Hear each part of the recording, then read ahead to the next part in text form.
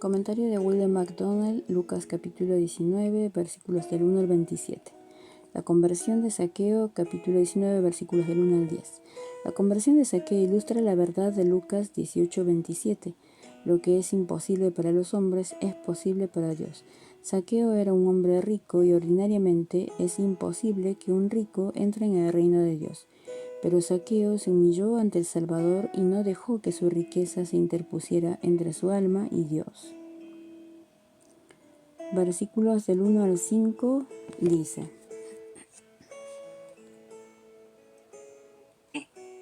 Jesús y Zaqueo. Habiendo entrado Jesús en Jericó, iba pasando por la ciudad.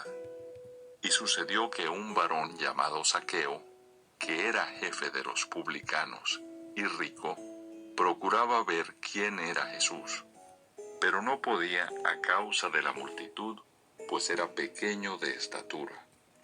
Y corriendo delante, subió a un árbol sicómoro para verle, porque había de pasar por allí. Cuando Jesús llegó a aquel lugar, mirando hacia arriba, le vio y le dijo: Zaqueo, date prisa, desciende, porque hoy es necesario que pose yo en tu casa. Fue cuando el Señor iba pasando por Jericó en su tercero y último viaje a Jerusalén que Zaqueo procuraba ver quién era Jesús. Indudablemente se trataba de la búsqueda de la curiosidad. Aunque era un jefe de los cobradores de impuestos, no se avergonzó de hacer algo fuera de lo convencional para ver al Salvador. Debido a que era pequeño de estatura, se dio cuenta de que le impedirían ver bien a Jesús, y corriendo delante subió a un sicómoro a lo largo del camino que el Señor tenía que pasar. Este acto de fe no quedó inadvertido. Cuando Jesús llegó a aquel lugar, mirando hacia arriba, vio a Zaqueo. Entonces le ordenó que descendiese a prisa y se invitó a posar en la casa del cobrador de impuestos. Este es el único caso registrado en el que el Salvador se invitase él mismo a una casa. Versículo 6 dice: Entonces él descendió a prisa y le recibió gozoso.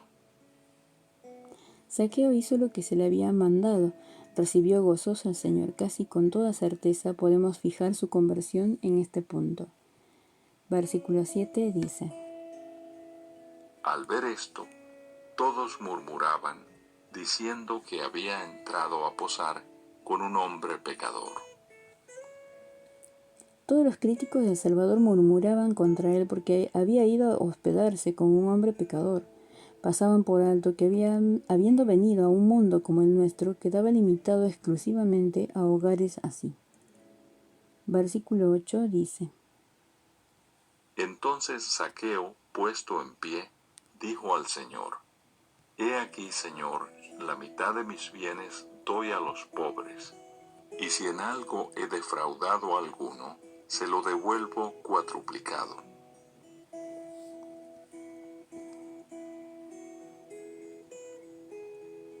La salvación había introducido un cambio radical en la vida del recaudador de impuestos. Manifestó al Señor que ahora iba a dar a los pobres la mitad de sus bienes. Hasta este momento había estado quitando a los pobres todo lo que había podido.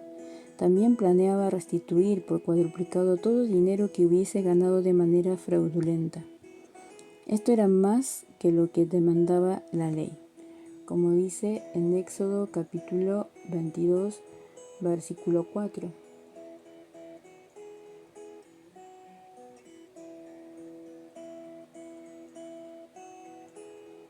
Que dice, Éxodo capítulo 22, versículo 4.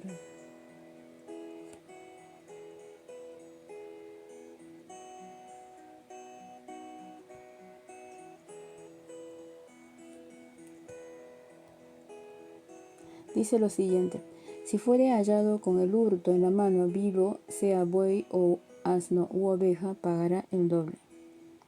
Levíticos 6:5 dice: o todo aquello sobre que hubiere jurado falsamente lo restituirá por entero a aquel a quien pertenece y añadirá a ello la quinta parte en el día de su expiación. Y en Números capítulo 5 versículo 7 dice: Aquella persona confesará el pecado que cometió y compensará enteramente el daño, y añadirá sobre ello la quinta parte, y lo dará a aquel contra quien pecó. Esto muestra que ahora Zaqueo estaba movido por el amor, mientras antes estaba dominado por la codicia. Hay pocas dudas de que Zaqueo había conseguido bienes de forma fraudulenta. West traduce el versículo 8, y por cuanto he defraudado, no hay aquí una cláusula así condicional. Casi suena como si Zaqueo estuviese jactándose de su filantropía y confiando en esto para su salvación, pero no se trata de esto en absoluto.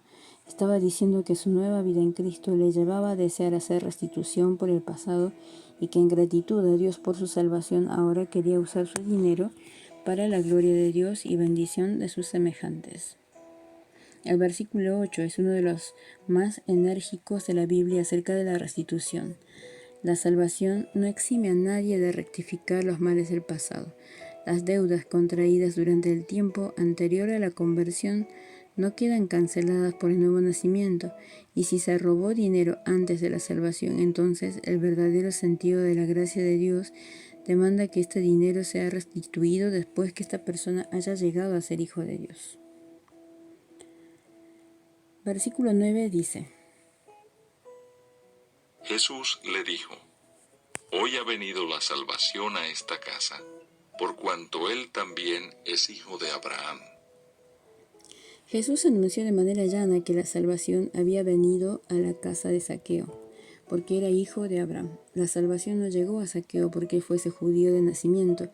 Aquí la expresión hijo de Abraham indica más que el linaje natural. Significa que Zaqueo ejerció la misma clase de fe en el Señor que Abraham. Asimismo, la salvación no llegó a la casa de Zaqueo por su caridad y restitución. Versículo 8. Estas cosas son el efecto de la salvación, no su causa. Versículo 10 dice: Porque el Hijo del Hombre vino a buscar y a salvar lo que se había perdido. Como respuesta a los que le criticaban por alojarse en casa de un pecador, Jesús dijo: el Hijo del Hombre vino a buscar y a salvar lo que se había perdido. La parábola de las 10 minas, capítulo 19, versículos 11 al 27. Versículo 11 dice: Parábola de las 10 minas. Oyendo ellos estas cosas, prosiguió Jesús y dijo una parábola.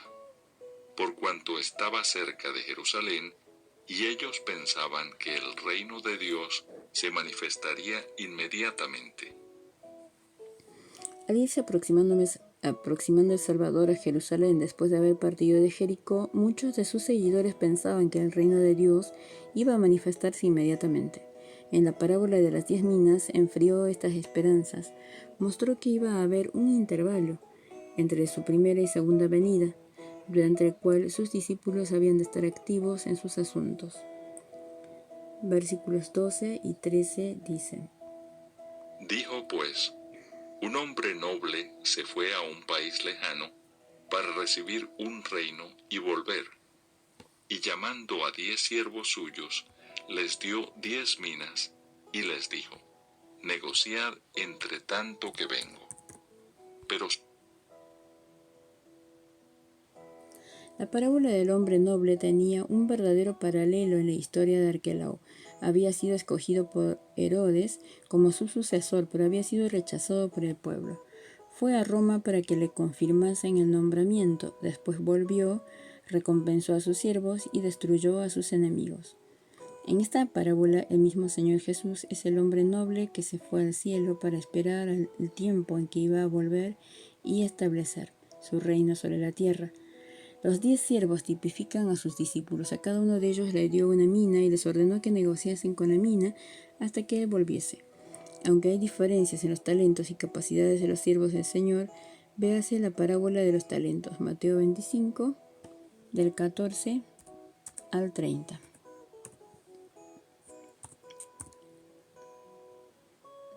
Mateo 25, 14 al 30 dice: porque el reino de los cielos es como un hombre que yéndose lejos llamó a sus siervos y les entregó sus bienes.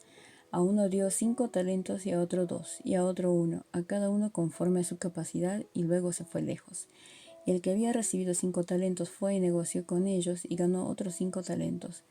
Asimismo, el que había recibido 2 ganó también otros 2, pero el que había recibido 1 fue y cavó en la tierra y escondió el dinero de su señor.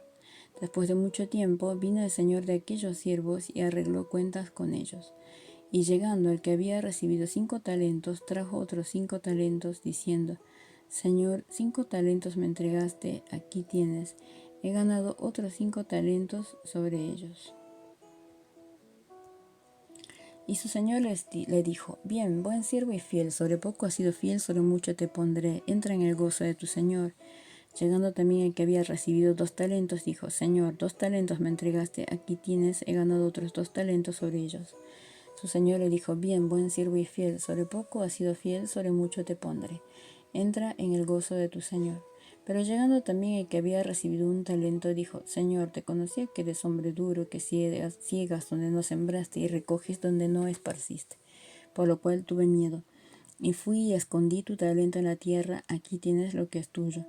Respondiendo su señor le dijo: Siervo malo y negligente, sabías que ciego donde no sembré, y que recojo donde no esparcí. Por tanto, debías haber dado mi dinero a los banqueros, y al venir yo hubiera recibido lo que es mío con los intereses. Quitadle pues el talento y dadlo al que tiene 10 talentos, porque al que tiene le será dado y tendrá más. Al que no tiene, aún lo que tiene le será quitado. Y al siervo inútil, echadle en las tinieblas de afuera, allí será el lloro y el crujir de dientes. Hay algunas cosas que tienen en común, como el privilegio de compartir el Evangelio y de representar a Cristo en el mundo, y el privilegio de la oración. Es indudable que las minas se refieren a estas cosas en común. Versículo 14 dice: Sus conciudadanos le aborrecían y enviaron tras él una embajada, diciendo: No queremos que éste reine sobre nosotros. Los conciudadanos representaban a la nación judía. No solo lo rechazaron, sino que tras su partida enviaron tras él una embajada, diciendo: No queremos que éste reine sobre nosotros. La embajada podría tener su cumplimiento en el tratamiento aplicado a los siervos de Cristo, como Esteban y otros mártires. Versículo 15 dice: Aconteció que vuelto él, después de recibir el reino, mandó llamar ante él a aquellos siervos a los cuales había dado el dinero, para saber lo que había negociado cada uno. Aquí se ve al Señor en tipo volviendo para establecer su reino. Luego él pasará cuentas con aquellos a los cuales había confiado el dinero. Los creyentes en esta presente edad deberán dar cuentas acerca de su servicio ante el tribunal de Cristo. Esto tiene lugar en el cielo. Después del arrebatamiento, el remanente judío fiel, que será testigo de Cristo durante el periodo de la tribulación, dará cuentas en la segunda venida de Cristo. Este es el juicio que parece estar primordialmente a la vista en este pasaje. Versículo 16 dice: Vino el primero diciendo: Señor, tu mina ha ganado 10 minas. El primero de los siervos había ganado 10 minas con la que le había sido confiada. Era consciente de que el dinero no era suyo, tu mina, y la empleó tan bien como pudo para provecho de su señor. Versículo 17 dice: Él le dijo: Está bien, buen siervo, por cuanto en lo poco has sido fiel, tendrás autoridad sobre 10 ciudades. El amo lo encomió como fiel en lo poco, recordatorio de que tras haber hecho lo mejor de nuestra parte somos solo siervos inútiles. Su recompensa sería tener autoridad sobre 10 ciudades. Las recompensas por el servicio fiel están aparentemente ligadas al gobierno en el reino de Cristo. La magnitud en la que un discípulo gobernará va determinada por la medida de su devoción y entrega propia. Versículos 18 al 19 dicen: Vino otro diciendo: Señor, tu mina ha producido 5 minas. Y también a este dijo: Tú también sé sobre 5 ciudades. El segundo siervo había ganado 5 minas con su mina original. Su recompensa sería la de estar sobre 5 ciudades. Versículos 20 al 21 dice: Vino otro diciendo: Señor, aquí está tu mina, la cual he tenido guardada en un pañuelo, porque tuve miedo de ti, por cuanto eres hombre severo, que tomas lo que no pusiste y ciegas lo que no sembraste. El tercero vino sin nada más que excusas, devolvió la mina cuidadosamente guardada en un pañuelo. No había ganado nada con ella. ¿Por qué no? Como contestación le dio la culpa al hombre noble. Dijo que el noble era hombre exigente que espera beneficios sin inversión, pero sus propias palabras lo condenaban. Si pensaba que el noble era así, al menos tendría que haber puesto la mina en un banco para ganar algún interés. Versículo 22 dice: Entonces él le dijo, mal siervo, por tu propia boca te juzgo. ¿Sabías que yo era hombre severo, que tomo lo que no puse y que ciego lo que no sembré? Al citar las palabras del noble, Jesús no estaba admitiendo que fuesen verdaderas. Era sencillamente el corazón pecaminoso del siervo el que para excusar su propia pereza acusaba al amo. Pero si realmente creía esto, debía haber actuado en consecuencia. Versículo 23 dice: ¿Por qué pues no pusiste mi dinero en el banco, para que al volver yo lo hubiera recibido con los intereses? El versículo 23 parece sugerir que deberíamos dirigir todo lo que tenemos para la obra del Señor o bien pasarlo a alguien que lo puede emplear para Él. Versículos 24 a 26 dice: Y dijo a los que estaban presentes, quitadle la mina y dadla al que tiene las 10 minas. Ellos le dijeron, Señor, tiene 10 minas. Pues yo os digo que a todo el que tiene se le dará, mas al que no tiene, aun lo que tiene se le quitará. El veredicto del hombre noble sobre el tercer siervo fue que le quitasen la mina y la diesen al que tenía 10 minas.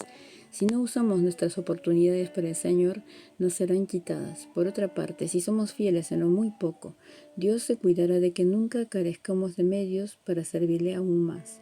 Puede que a más de uno le parezca injusto que aquella mina le fuese dada al que ya tenía 10, pero es un principio permanente en la vida espiritual que aquellos que le aman y sirven apasionadamente reciben áreas de oportunidad que se van ampliando y más, y dejarán de aprovechar las oportunidades dadas como resultado